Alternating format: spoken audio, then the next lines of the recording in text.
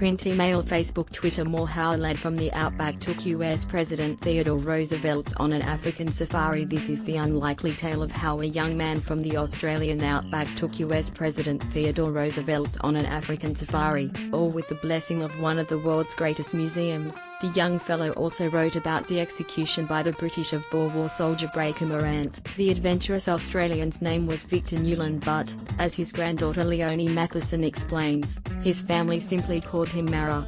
He was born in 1876 on the Mara station up on the Darling near Wilcannia, Mrs. Matheson said. Mara is actually his middle name, which is why we called him that. One of Victor Newland's defining characteristics was, obviously, a great sense of adventure. When the Boer War broke out in 1899 between the British and Dutch settlers in South Africa, Newland joined the South Australian Mounted Rifles. Mrs. Matheson said the advice Newland received from his own father before setting off was a little brutal. He said, "I don't expect you to win the VC, Victoria Cross, but if you are a coward, don't come home." Not exactly encouraging, is it? And not necessary, as it turned out, either. Victor Newland earned the Military Cross.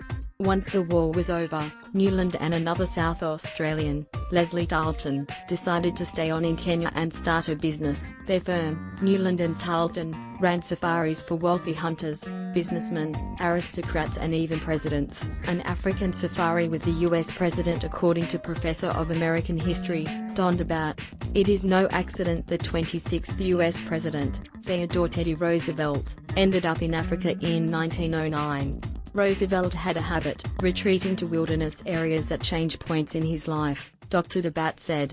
His first wife died just after their first child was born, and then his mother a few hours after that. Roosevelt gave the child to his sister and escaped to the wilderness. He became a frontiersman, dressed up like one, and he shot a lot of things there too. With Africa, he'd just finished his presidency and wasn't really sure of what to do next.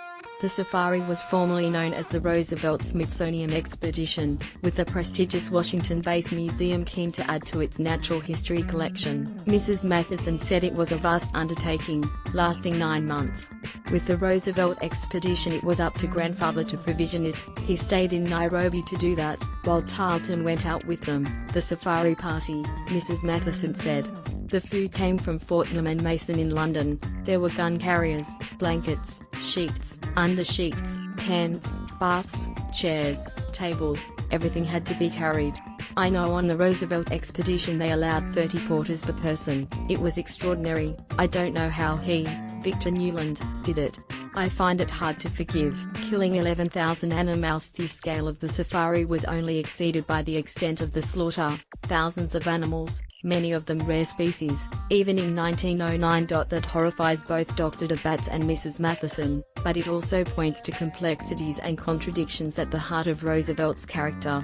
I find it very hard to forgive killing 11,000 animals, but as a politician Roosevelt did all manner of courageous and good things, and he did some pretty awful things too. He was not a straightforward person, despite his image, Dr. DeBatz said. Mrs. Matheson says it was unforgivable so many animals were killed. It was unnecessary, and you can't tell me it was all about science. They even shot a dormouse. I mean, poor dormouse. Like Teddy Roosevelt, Victor Mara Newland too was a person of many facets. He was a beautiful and accomplished writer. His prose was not at all like the trickily, turgid stuff favoured by many Victorian-era diarists. Newland's talents were not just confined to his personal papers. He filed for newspapers in Africa and Australia. Victor Newland knew Breaker Morant, the famous horse trainer whom the British executed for killing Boer prisoners of war. Mrs. Matheson still has her grandfather's typewritten account of Morant's final moments before the firing squad. There's no mention of the famous line used in the film, "Shoot straight you bastards," but the Breaker's defiance is clearly there. I catch a glimpse of tawny fearless eyes, alight with understanding and pity for the man who must call death upon him. Lightly he swings his hand to his breast. "They're boys," he says, "don't miss." The firm, Newland and Tarleton, still exists today, though the family's connection to it ended years ago. Victor Mara Newland returned to Adelaide in the 1920s, becoming a stockbroker and a member of the South Australian Parliament. Leonie Matheson recalls her grandfather's vivid imagination. Africa was never far from it. He used to get the cat and have it make paw marks in the gravel, she said. He'd put silver Kenyan pennies in the prints for us to find. That was my thing for Easter. We didn't have chocolate eggs then, but the pennies were much more exciting, I think.